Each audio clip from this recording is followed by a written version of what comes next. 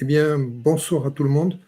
Bienvenue donc à cette troisième interview qui associe tous les acteurs du secteur social et hospitalier. Alors aujourd'hui, je vais recevoir une personne qui n'est pas un soignant à proprement parler, mais qui quand même est bien utile et qui, tourne autour de toutes ces institutions. Je veux parler de Aloïs Palint, que je vais faire rentrer tout de suite dans la salle avec moi. Donc, Aloïs, bonsoir et merci d'avoir accepté cette interview. Alors, nous nous connaissons et je crois nous pouvons nous tutoyer sans aucun problème. Ce sera beaucoup plus simple. Tu es prêtre donc auprès de la paroisse de Kehl en Allemagne. Donc, même si ça se passe en Allemagne, pour autant tu es francophone et donc il n'y a aucun problème là-dessus. Je pourrais quand même t'adresser des questions bien particulières. Euh, les questions qui vont être posées s'adressent notamment, tournent autour notamment du troisième âge. Et en guise d'introduction, donc je vais commencer avec les personnes âgées, notamment. Je souhaiterais connaître tes actions donc en direction de ce public bien particulier. Évidemment, on est à quelques centaines de mètres de Rhin, donc on est quasiment un quartier de Strasbourg, donc on doit parler aussi français, et pas que français, parce que c'est assez cosmopolite comme petit endroit. Et les personnes âgées, oui, si on regarde vraiment ceux qui viennent dans l'église, par exemple, eh ben, ils ont tous les cheveux gris comme moi, la quasi-totalité. Moi, j'avais des cheveux gris à 23 ans. Hein, ça, Oui, voilà, toute proportion gardée quand même. Et je crois que chaque paroisse, pas que la nôtre, doit s'organiser pour rendre service aussi aux personnes âgées. Je crois qu'en France, ça s'appelle la vie montante et ça m'a toujours fait un tout petit peu sourire. Parce qu'on monte, va jusqu'au ciel, je ne sais pas où on monte, la vie montante. Mais il y a aussi dans la liturgie une belle phrase qu'on dit « Élevons notre cœur ». Donc voilà, on doit remonter sur nos propres épaules parfois pour accompagner aussi les personnes âgées et les personnes qui sont, même s'ils sont âgés, ils sont très, très actifs et très, très engagés dans la paroisse, dans la communauté, dans la société. Et donc, il y a une sorte d'association paroissiale qui est autour des personnes âgées. Malheureusement, les 2 ans de Corona, ça nous a bloqué un tout petit peu dans notre élan et dans nos activités, parce que régulièrement, ils se voyaient pour partager, pour chanter, pour servir une tasse de café dans le centre paroissial. Donc, du coup, on s'est organisé pendant le Corona de rendre service à domicile pour aller chez eux, ceux qui le souhaitent. On n'a pas fait les portes parce que c'est un peu difficile. Ceux qui appellent, et parfois ils font appel vraiment à notre service. Donc il n'y a pas, pour les visites, pour les sacrements, il n'y a pas une fréquence que je peux noter dans mon calendrier. C'est de coup par coup où ils appellent, et évidemment. Dans la paroisse, dans les villages, c'est un secteur paroissial, c'est pas juste la ville de Kehl, et même dans la ville de Kehl, il y a 2 paroisses, aussi à Goldscheuer, à Marlen, à Kittersburg et à Auenheim. Donc ça fait quand même 5 endroits où on essaie de naviguer un tout petit peu. D'accord. Comment tu répartis ton action sur tous ces villages qui gravitent autour de Kehl? Finalement, est-ce qu'il y a c'est lié un peu à la proportion des personnes résidant dans tous ces villages ou il y a un caractère un peu égalitaire entre tous ces villages? Comment ça se passe matériellement? Je dois reconnaître que je suis beaucoup plus flexible par rapport à Kehl, où j'habite à Kehl. Évidemment, c'est plus simple que d'aller 12 km à gauche à droite, mais c'est ponctuel. Donc, chaque fois qu'ils font appel à nous, je ne vois pas comment on pourrait s'organiser de manière différente. Mais on doit être en stand-by parce que je ne veux pas dire, voilà, j'ai les 8 heures de travail, ensuite je mets dans un coin mon aube de curé, j'ai pas d'aube, j'ai même pas de machin, je suis toujours en civil, sauf quand je suis à l'hôtel. Mais effectivement, il peut y avoir aussi des appels un peu inhabituels, même la nuit, à 2 heures du matin, quelqu'un est mourant ou quelqu'un a besoin de... Là, j'ai tout le temps... le poste fixe qu'on a, le numéro de téléphone est transféré sur mon portable et le portable sonne et voilà, je dois... Malheureusement, les derniers temps, c'était même mes parents qui m'appelaient, qui sont dans une maison de retraite et je suis allé à des heures impossibles. Mais on est là pour ça. On n'est pas des pompions, mais ça, c'est tout comme. Je crois savoir, alors il faut que tu me le confirmes. Bon, tu assures un lien social avec les personnes encore valides. Il y a aussi des activités physiques, je crois savoir, et puis il y a aussi la culture, je crois, qui prend comment dire, une dimension très importante pour ce public. Je crois que là aussi, ton action est, comment dire, assez, assez importante pour ces gens-là. Comment ça se passe? Tu peux m'en parler, m'en toucher un mot? Comment ça se passe? Je présume aussi qu'il y a peut-être Et des visites à domicile, à voir pour les quelques personnes qui ne seraient pas valides. effectivement, effectivement, mais on met pas on n'a pas un palmarès pour dire voilà, c'est ça, c'est plus important, moins important, c'est du ponctuel. Et pour les personnes qui sont dépendantes, qui sont à la maison, vraiment, ils sont très, très reconnaissants au moment où on passe, passer un peu de temps. Et c'est un peu problématique aussi dans les maisons de retraite ailleurs parce que tout est limité, c'est cadencé 10, 15 minutes, 20 minutes quand c'est possible, il n'y a pas que moi, il y a aussi les agents pastoraux, Gemeindereferentin, Pastoralreferent, on appelle ça en allemand, des chargés de mission, ça s'appelle dans le diocèse voisin, donc à Strasbourg, ailleurs en France. On bloque soit l'après-midi, soit ça le matin. Une fois, ça m'est arrivé qu'une personne s'est installé péniblement avec le déambulateur devant la porte pour qu'on ne puisse pas sortir, parce que comme ça, on peut causer plus longtemps. Mais on a pris notre temps. On n'est D'accord. pas. Au pire, on prend le téléphone et on décale un tout petit peu le prochain rendez-vous. D'accord. C'est- C'est Ça peut aller. c'est assez, comment dire, surprenant, hein, ces attitudes, mais finalement, c'est logique, vu à cet âge-là. Je crois que le contact humain est quand même le plus décisif, hein. Je crois que c'est vraiment quelque chose qui se passe. Alors, je vais te poser une question bon, qui, effectivement, va sembler très inhabituelle pour les personnes qui n'habitent ni en Alsace ni en Lorraine. Je veux parler notamment du conseil de fabrique et je souhaitais connaître un petit peu alors, le conseil de fabrique, pour les personnes qui ne sont pas au courant, c'est une assemblée qui permet un peu de gérer un peu l'Église au niveau local, hein. C'est une tolérance qu'on retrouve en France notamment, pour l'Alsace et la Lorraine. Donc, quelle est la représentation des personnes âgées dans ce genre de conseil? Alors, en allemand, on dit Gemeinderat, hein. Quelle est l'influence qu'elles ont sur la marche, finalement, de ton Église à quelle, hein, finalement, ces personnes? Euh, tout ce qui gère dans l'Église catholique, c'est un gros bouquin, je dois l'avoir quelque part, moi je ne l'ai pas préparé, c'est assez épais. Le Codex Iuris Canonici, donc c'est le droit canon, et il est prévu qu'effectivement la charge curiale, elle est partagée par on appelle ça en français l'EAP, l'équipe d'animation paroissiale, qui, à son nom, à son tour, nomme un conseil financier. Et le conseil financier, ça c'est lié à l'histoire d'Alsace et de la Lorraine, ça s'appelle conseil de fabrique. Mais c'est un truc financier. Sont des paroissiens qui sont élus chez nous ou nommés en France et qui regardent un tout petit peu au niveau financier quelle est la marge. Mais on n'est pas condamné à un chiffre d'affaires. On a un chiffre d'affaires, effectivement, on sait quel est le budget, mais on n'est pas là pour se faire du fric, bien au contraire. S'il y a des réserves, pour les utiliser, le partager d'une manière cohérente, parce qu'on ne va pas tout investir seulement dans la pastorale des jeunes, et ensuite on n'a plus rien pour entretenir les bâtiments ou surtout pour les vieux. Mais pour les personnes âgées, il y a une position aussi dans le budget qui peut varier et on utilise jusqu'à la fin de l'année chaque fois. Imagine que les personnes âgées se reviennent régulièrement, une fois par mois, pour partager.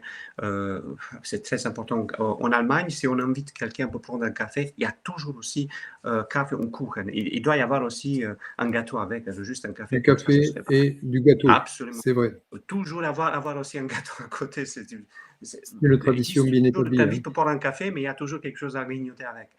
Et pour ça, c'est la paroisse qui paye. On a un budget pour ça. Et si ça ne s'est jamais arrivé, mais si ça arriverait qu'on a plus d'argent, on fait tout de suite quelques rocades, on fait appel au sponsoring pour avoir de l'argent parce que c'est difficile de dire, mais les personnes âgées, cela fait plus de 80% de notre, pour ainsi dire, la clientèle, pour ceux qui fréquentent vraiment l'église. Mm, mm. C'est un peu malheureux, mais il y a des personnes, des jeunes couples qui se marient, qui ont des enfants, qui disent parfois, quand il y a une activité paroissiale, ils disent ah, désolé, je ne suis pas si âgé que cela pour venir chez vous. D'accord, Mais non, ils viennent, il y a de tout âge, il y a de l'intergénérationnel, il n'y a aucun problème. d'accord. Alors, je vais sauter un peu sur une autre catégorie. Je vais aborder la rubrique hôpital, maison de retraite. qui sont quand même un passage, malheureusement ou heureusement, je ne sais pas, obligatoire. Quelle est ton action par rapport aux patients, notamment? Quelle est ton action? Je pense qu'il y a des offices religieux qui sont tenus, Oui, bien des sûr. visites ou des réunions. Comment ça s'emboîte un petit peu, toutes ces actions que tu as par rapport à ces gens? Les activités sont rythmées un tout petit peu par rapport à l'année liturgique. Avant Noël, il y a l'Avent, donc pendant le temps de l'Avent, avant Pâques, pendant le Carême. Donc, c'est une fois par mois et c'est d'une manière écuménique, ce qui est remarquable, et parfois même ensemble. Manière, disons, par exemple, Gerald House ou Avendi, ce sont les maisons de retraite les plus proches. Une fois par mois, il y a un office divin où il y a une visite, où il y a une activité, on appelle ça un bibliologue, où il y a peut-être un petit sketch, une scène biblique qui est présentée soit par la pasteur protestante, soit par le curé, soit par du côté catholique, du côté protestant, ou ensemble, parce que la région elle est très, très écuménique. Et je suis très reconnaissant, comme même l'administration, le directeur ou le personnel de l'EHPAD soutient cela et nous met à disposition tout de suite un endroit. Fait attention que les gens de la cuisine ne passent pas justement le moment de la célébration avec leur chariot plein de bouteilles, des choses pareilles. Oh, ce ne serait pas désagréable avec une bouteille. Non, non, non. Oui, bah, des bouteilles vides ou des tasses à laver, puis cela fait un peu de bruit.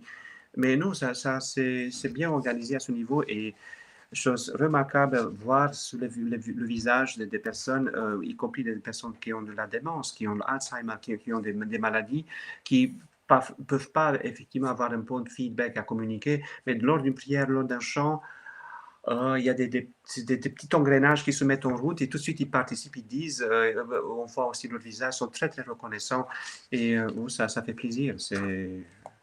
Et parfois, il y a aussi des onomatopées, des gens qui réagissent à leur manière. Ça me fait un peu sourire, mais c'est la vie, c'est comme dans une famille. Je trouve ça génial. C'est très beau. On est aumônier, en fait. Seelsorger, ça s'appelle en français Oui, aumônier. aumônier, oui. Et chaque fois, je me suis dit, d'où ça vient le mot? Je n'ai pas trop étudié l'étymologie, mais cette aumône, c'est un peu le don de soi-même, d'être là avec les autres. Et c'est aussi recevoir. Alors, il y a les patients, c'est sûr. Il y a le personnel dans ces EHPAD. Quelle est la relation que tu as aussi avec les familles? Parce qu'il y a quand même les familles qui rendent visite quand même aux patients. Donc, quelle est ton action par rapport à ces proches, finalement? Parce que bon, ce ne sont pas toujours des circonstances toujours agréables, hein, soit qu'il y a la maladie, soit qu'on approche au terme de la vie, et donc effectivement, il y a peut-être l'aspect réconfort, comment ça se... ou même espoir, même espoir. D'une manière générale, et le personnel et surtout les familles sont très, très reconnaissants et nous soutiennent. Et on a aussi besoin de leur soutien. Et c'est un travail difficile. Dieu merci que je ne fais pas que ça et j'ai beaucoup de respect les gens qui sont aumôniers, par exemple, que dans les EHPAD et dans les hôpitaux, ou dans les hospices, ou dans la gériatrie, ou dans des services très, très difficiles. Heureusement, moi j'ai autre chose aussi. J'ai des jeunes, j'ai des baptêmes, j'ai des mariages, donc ça va.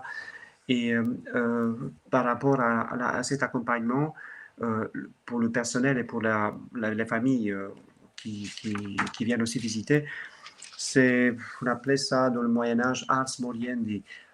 C'est l'art de mourir, en fait, c'est l'art de laisser aller et d'accompagner ce dernier passage, probablement le plus important, comme un accord final d'une vie qui doit aussi, peu importe, avec tous les hauts et les bas qu'on a eus, mais à la fin, il faut que ce soit harmonieux. Et il faut que ce soit humain, il faut que ce soit aussi au niveau spirituel, c'est beaucoup d'investissement. Et jusqu'à maintenant, on n'a jamais eu des impédiments, des blocages. Bien au contraire, c'est un bon travail ensemble. Y compris pour le travail de deuil. Si quelqu'un, c'est terrible de tenir la main de quelqu'un qui est en train de mourir. Ça m'est arrivé plusieurs fois où juste après ils disent, malheureusement on appelle ça les derniers sacrements. C'est une ancienne appellation, ne devrait pas s'appeler dernier, mais bon. Oui, je comprends.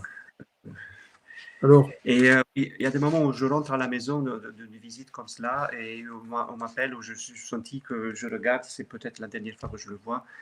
Et je pense aussi aux infirmières, aux médecins qui font ça tous les jours. Dieu merci que je ne me crois pas assez fort pour pouvoir, par exemple, m'investir qu'avec des patients en stade final. Ça doit être quelque chose d'un apostolat particulièrement difficile et méritoire. et je terminerai mon questionnaire un petit peu, là, cette interview, avec peut-être quelque chose de peut-être plus actif. C'est par rapport dans ces EHPAD ou ces maisons enfin ces hôpitaux, quelles sont tes actions ou tes interactions, notamment avec le personnel soignant, hein. Donc, est-ce que c'est plus en complémentarité que tu te positionnes? C'est le mot. C'est le mot, c'est effectivement la complémentarité. Euh, Évidemment, on n'a pas la... en tant qu'aumônier, évidemment, je ne peux pas passer la moitié de la journée ou plusieurs heures là-bas. C'est plutôt... parfois, je me suis dit, avec la meilleure volonté du monde, c'est quand même superficiel. Ça sera excellent de pouvoir rester plus longtemps et de les aider et de travailler ensemble. Mais bon, ça, c'est faisable pour un aumônier qui est que pour l'hôpital, que pour ce service. Ça doit exister aussi. Pas qui est, mais par exemple à Offenburg, il y a des gens effectivement formés et payés que pour ça. Donc, nous, c'était un peu plutôt ponctuel. Et vraiment, les personnes jusqu'à maintenant, c'était on sent ça tout de suite quand on te salue, on t'accueille, on t'invite et puis ils disent est-ce que je peux vous avez besoin de quelque chose, je peux courir déjà voir quelqu'un d'autre. Et ils reviennent à la fin pour dire c'est bon. C'est idiot, on dit patient. Et patient, il y a le mot passion dedans, il y a le mot aussi. Mais on ne peut pas dire client, on ne peut pas dire autre chose. Sont nos frères aînés qu'on voit, qu'on accompagne. Et bêtement, moi, je me pose assez souvent la question, mon Dieu, un jour, ça sera mon tour. Qui sera pour moi présent, justement, rien que pour me regarder, pour me faire la causette, pour avoir un feedback. Ah ben, j'espère de tout cœur que la Providence arrangera cela. Il y aura des gens de bon cœur, mais c'est pour ça qu'on donne le meilleur de nous-mêmes pour l'instant, en espérant qu'on aura aussi quelqu'un nous va renvoyer l'ascenseur. Mais c'est génial de faire ça, de poser toutes ces questions, de se pencher sur le sujet, parce que c'est vachement important. Aloïs, je te remercie franchement pour cette interview que tu as pu vouloir m'accorder. Je sais que ton temps est compté avec toutes les activités que tu mènes en parallèle et je sais ô combien que c'est vraiment prenant dans tous les sens. Toutes les populations qui gravitent autour de qu'elles, jeunes, moins jeunes, actifs, non actifs, hommes, femmes, enfin bref, allemands, français, autres nationalités. Donc il y a pas mal de... Et autres religions aussi, puisque effectivement, tu as quand même un contact aussi avec ces autres comment dire, ministres de leur culte. Je te remercie parce qu'effectivement, en ayant fait ce cycle-là d'interviews des acteurs du social et de l'hospitalier, bon, ben, effectivement, tu es le type de personne finalement qui fait le lien entre ces différentes étapes de vie, hein. Donc, effectivement, c'est pour ça que j'ai jugé utile de t'associer. Et donc, je te remercie vivement. Je souhaite donc au revoir à tous les étudiants. Et donc,